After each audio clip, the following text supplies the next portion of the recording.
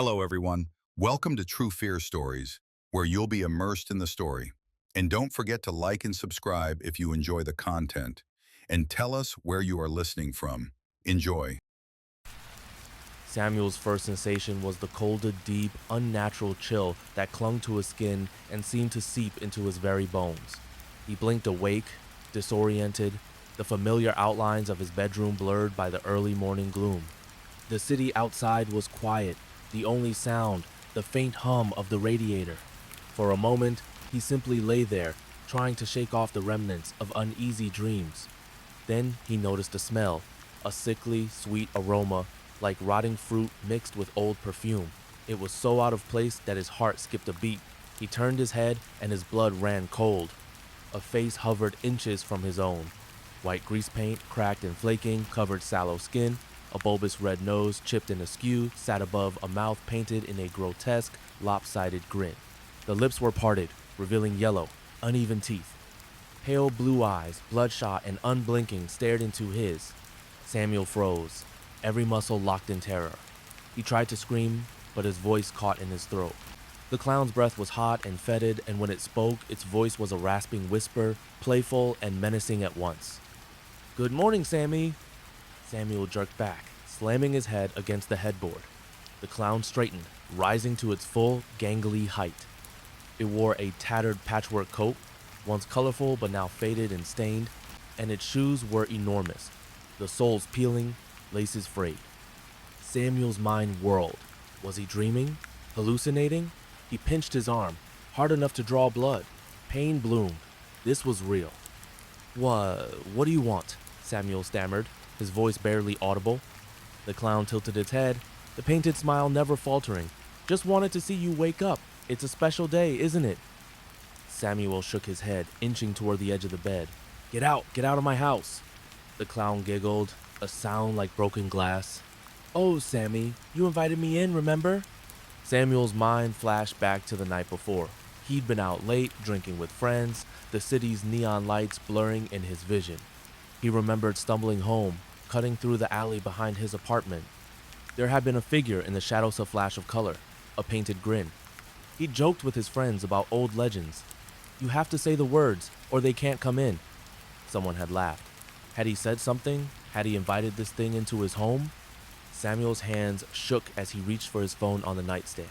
The clown watched, head cocked, as Samuel dialed 911. No signal. The clown's smile widened. "Phones don't work when I'm around, Sammy. Rules are rules." Samuel bolted from the bed, sprinting for the door. The clown didn't follow, just watched with those cold, unblinking eyes. The doorknob wouldn't turn.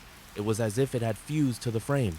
Samuel pounded on the wood, screaming for help. No one answered. He turned, breath ragged. The clown stood in the doorway, blocking his exit. "Let's play a game," the clown said, voice sing, song. "If you win, I'll leave. If you lose, well, we'll see." Samuel shook his head. "No, no games." The clown's painted smile never wavered. "You don't have a choice, Sammy. Not anymore." With a flick of its wrist, the clown produced a battered deck of cards from its coat. The cards spiraled through the air, landing at Samuel's feet. "Pick a card," the clown whispered. Samuel knelt, hands trembling. He picked up a card, the Joker. The clown's eyes gleamed. "Bad luck, Sammy." The room darkened. Shadows stretched across the walls, twisting into grotesque shapes. Samuel's vision blurred. He felt himself falling, tumbling through darkness. He landed hard. The air knocked from his lungs. When he opened his eyes, he was no longer in his apartment. He stood in the center of a deserted carnival. The sky overhead was bruised purple, streaked with sickly yellow clouds. The rides loomed like skeleton-thrusted Ferris wheel, broken carousel, stalls draped in tattered canvas. The clown stood beside him, grinning. "Welcome to my world, Sammy." The air was thick with the scent of burnt sugar and decay. Samuel staggered back, disoriented. "Let me go," he pleaded. The clown shook his head. "You have to play. Rules are rules." Samuel ran, feet pounding the cracked pavement. The carnival seemed endless no matter which way he turned.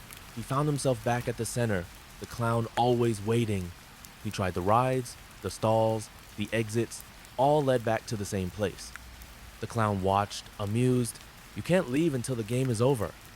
Samuel collapsed, exhausted.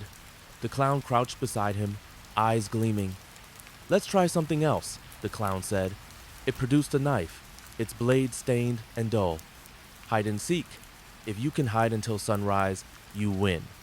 Samuel's heart pounded. He scrambled to his feet, darting into the maze of stalls. He hid behind a cotton candy machine, breath shallow. The clown's footsteps echoed through the carnival, slow and deliberate. Sammy, where are you? The clown called, voice echoing. Samuel pressed himself against the cold metal, praying he wouldn't be found. The footsteps drew closer. The clown's shadow stretched across the ground, impossibly long. Samuel held his breath. The clown passed by, humming a broken tune. Samuel waited, muscles aching. When the footsteps faded, he crept from his hiding place, searching for another spot. He ducked into the funhouse, mirrors distorting his reflection.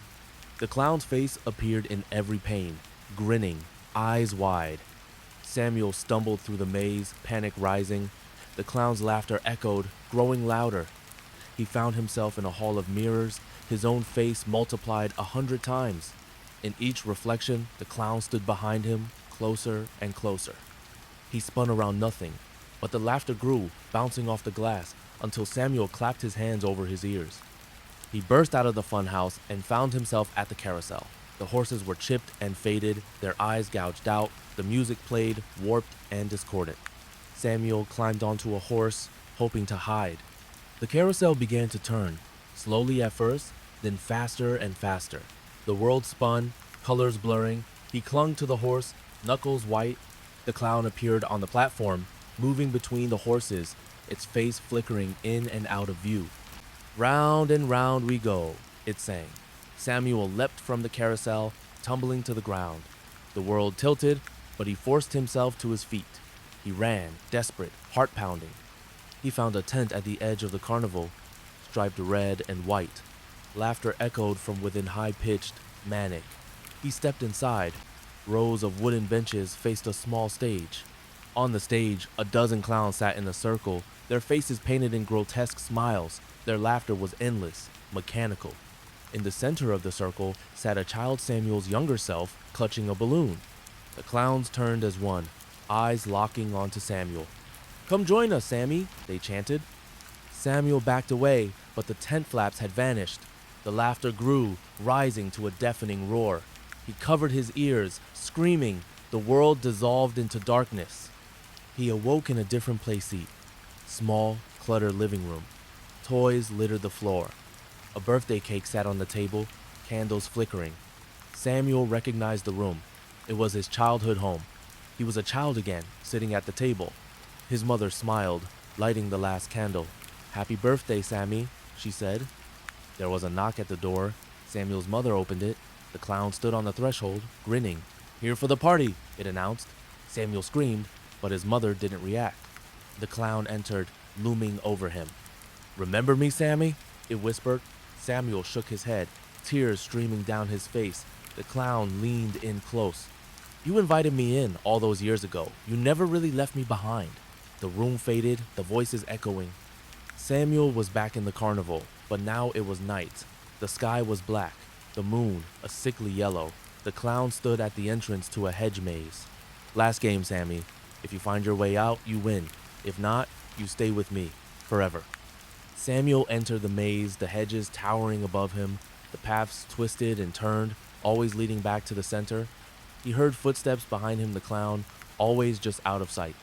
He ran, turning corner after corner, but the maze shifted, the walls closing in. He stumbled into a clearing. In the center stood a mirror.